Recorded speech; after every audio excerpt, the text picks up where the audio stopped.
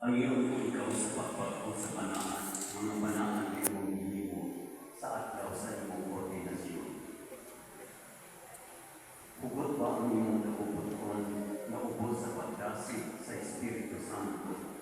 Imong tumanon ang imong kaakuhan, diha sa matinuanong pagkalaga, isip sa tapang sa okren sa mga obispo, sa pagbantay sa panahon sa Ginoo.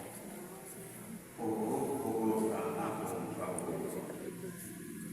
Hugot pa ang imong kapuputuan, na alang sa pagdayeg sa Dios ug sa pagbalaan sa Kristohanong katilipan, imong sa ulugon ang mga misteryo ni Kristo, sumanat sa tradisyon sa simbahan. Hugot ang akong kahugot. Hugot pa ang imong kapuputuan na pinaagi sa pagsanyaw sa maayong balita o sa pagtulog sa pagtuong katoliko, imong tumanon ang pag-alaga sa pulong sa Diyos. Hugot ang akong kahugot.